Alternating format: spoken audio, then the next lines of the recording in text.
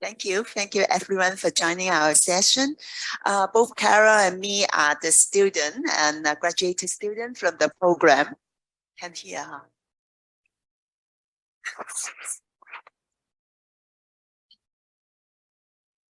Yeah.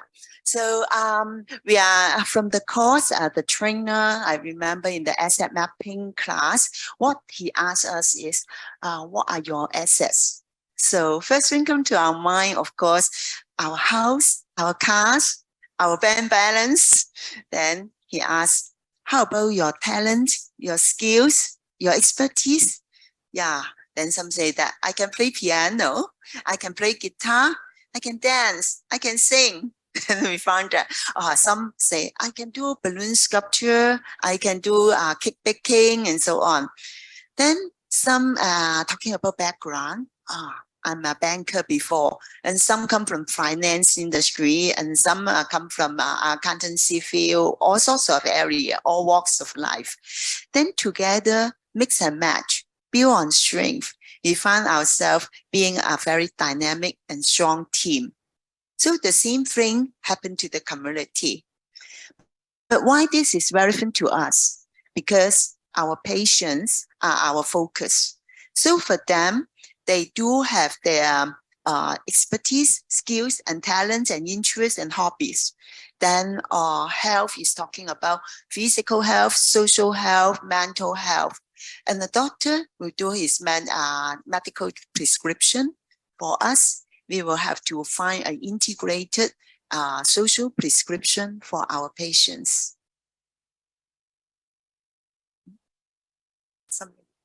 Yes, correct. Okay, so we go to identify the asset. So asset, first thing we do is, patient, we must go for hospital, clinic, pharmacy, daycare center, senior activity center, rehab center, residence club, and so on. Then actually equally important is social health. The park, the gardens, the fitness center, the walking trails, the fishing pond. And then many of them are oldies. So reminiscence. So shall we think about where is the museum, heritage, kampong, or the temples, the church? So a lot to be considered. Reality, where to draw cash, where is the ATM? So all these come to the consideration. Then for the neighborhood, we're talking about build on strength, right? So the community, each neighborhood got its own characteristic. So say I stay in Woodland, a lot of Indian and Malaysian there. Deepavali is very important. It's more important than Chinese New Year. You go to Chinatown, of course, Chinese New Year, right? But if you go to Orchard, might be Christmas coming, right? So we need to look into the community and see what's their characteristic, what is the resource, what's the strength there. Then on the other hand, our patients, more important, isn't it? They are patient-centric. So what's their talents? What's their expertise, their skills, their hobbies? So we need to do the mix and match. So the key word here is connect. You can see the community mapping, organize it, leverage on the neighborhood, networking, engagement, communication, all these big work, what you think of, we have to do it. So how? Step one, Google search. It's the easiest step, right? When we look at the patient, many of them are not very mobile. So we have to work on the radius. So from the radius, we look at it and see, this auntie, she doesn't like to go supermarket, must buy fresh food. So where is the wet market? The wet market, is it safe, convenient for her to go there? Uncle need to go to the hospital every 2 weeks and take bus. Where is the bus stop? Is it wheelchair enabled? So all these have to find out from the Google map. He's a Catholic. So where is the church? Can he go to the church on foot or by car or what? So we have to plan ahead. Then after we planning all this in the Google map on paper, then we need to walk the ground, feel the ground. You see me in the picture. Actually, Carol and me, and 1 month ago, we went there in Rivervale. You see, both of us look very relaxed, but actually, we just like a swan on top, very elegant, very relaxed. Under the water, actually, we are panting, like our hearts we are beating very fast, but we pretend to be very calm, right? So we do all this, feel the ground, and we find that a lot of things in the Google Map doesn't really meant for what happened in real life. So in Google Map, it said from the block, go to the bus stop, 3 minutes. Then we take the wheelchair, view it. Oh, this is non-accessible. That path you can't go through.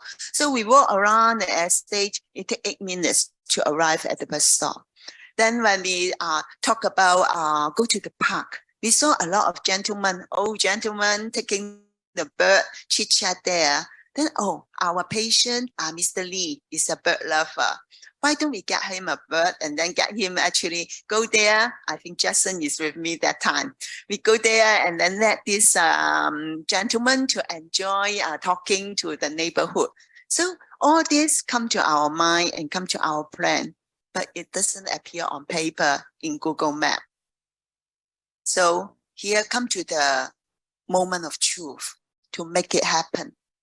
This is really the very important moment because we know that you have to connect, you have to talk to people. So first one we talk to must be the patient, their family, and their stakeholders. And then we see if, say, they really like gardening, then maybe we have to talk to the housing development board. Can we have a gardening plot nearby to his house? Wow, we found that there's a long queue. And then when auntie actually is wheelchair bound, and then but still she want to live alone, so the assisted housing come to our mind. So we go to Red Crown, again a long queue. So a lot of work we need to plan ahead and to see how to do it. So how to do it?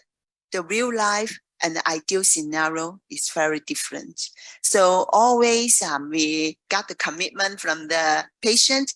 Yeah, now I can walk. Of course, I will walk and I will do my exercise 3 times. Never go there anymore. So if you don't follow up, you never know, right? You promise me you do it.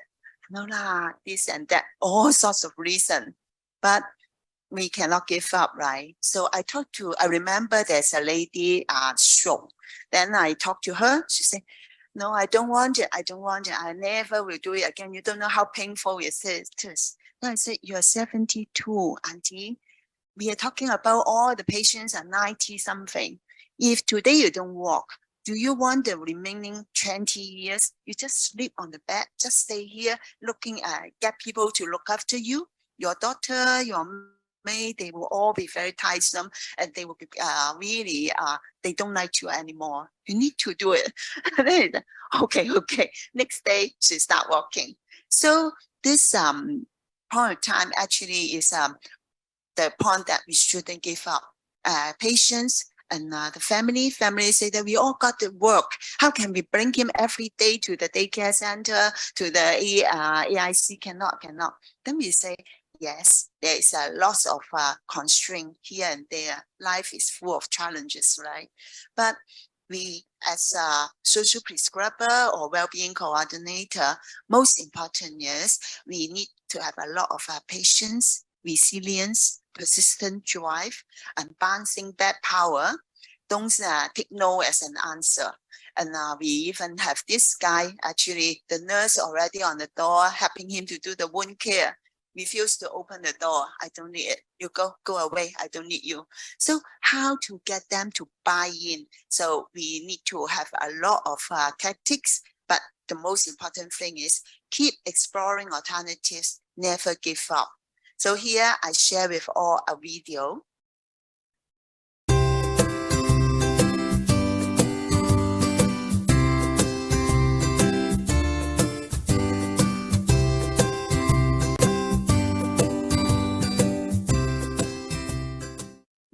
So from the video, you see these oldies, they are enjoying a neighborhood and then they talking to each other there. So each community, each person got a real life story. Now, Kara, my partner, is going to share with you more real life stories. Thank you, Kara.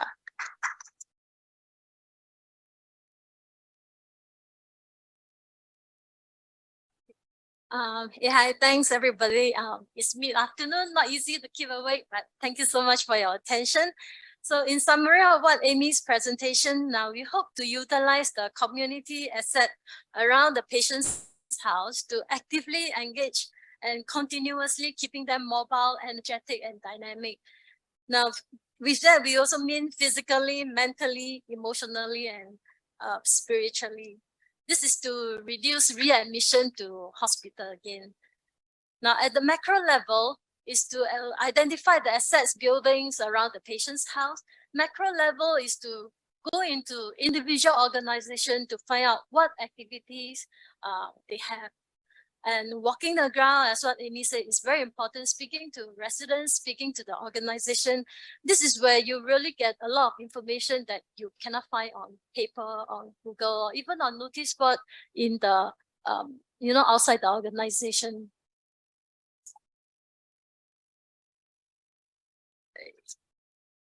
Okay. So here, during our practicum, a patient needed to continue his physiotherapy care.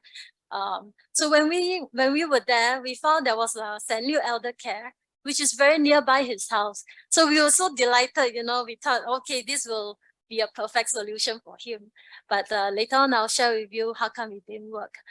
Now, when we see temples, churches, mosques, we would think it's just a place of worship, but when you walk the ground, you must be willing to walk inside, talk to the people to find out more. Now here we discovered these religious places actually offered voluntary position like cutting fruits, vegetables, because they provide meals to the needy residents. So a patient who has a keen interest and his condition is okay, we can always link her up for some meaningful contribution. So, okay, this is a real case. Mr. Sia, he's 83. He has 3 grown-up children, 2 grandchildren. He retired for almost 20 years, but most of the time he stayed at home with his wife. Now he was in the hospital because of a heart condition. So we observed during his physiotherapy session, he really put in so much effort. We can see he really want to get well. He want to be independent, regain his strength. He doesn't want to burden his children or his wife. So we did a community asset mapping. So we find that just outside his house, there's a very nicely constructed ramp and even pavement. So whether he's on wheelchair, family members wheel him, or he himself on a motorized wheelchair, he will be able to go to the rehab center easily, right? Okay, but remember I talked about walking the ground, right? At the rehab center, we also spoke to the manager. So she actually told us they offer home care service, home care therapy. So besides building relationship with patient, it is also very important that you have strong rapport with the centers in charge. So when we told Mr. Sia about this home care therapy, his eyes really brightened because this will be the best solution for him. Can you imagine his wife in his 70s having to wheel him every day to the daycare, and also he's showing sign of Parkinson's. So even with motorized wheelchair, he won't be able to operate or go on his own, right? So this one, it was the top left picture. It was a bare plot of land when we first visited. Now, just last month, when Amy and I went there to that place, it was a beautiful sight. The greenery is so lush and well taken care of by residents. So they really take pride and even decorate it with colors, ornaments. So when the community has activities for her residents, a relationship is forged. So these positive resources will give the community a very healthy development and help the neighborhood grow from within. Okay. In the community hospital, because patients stay for generally about 26 days, so we have a lot of time to engage them to find out their interests. Now from mahjong to bingo to music, from painting, craft work to calligraphy. Now if the auntie on the left-hand side, she's 93 years old. So during her era, she never go to school, let alone hold a pencil, right? So here we're getting her to do a batik painting using a brush. So step by step, slowly, she gained confidence along the way. At the end of the session, she couldn't believe what a great piece of painting she has done, you know. So Auntie is a very different person after the session. We have never seen her smiling so brightly, so proud, so confident, you know.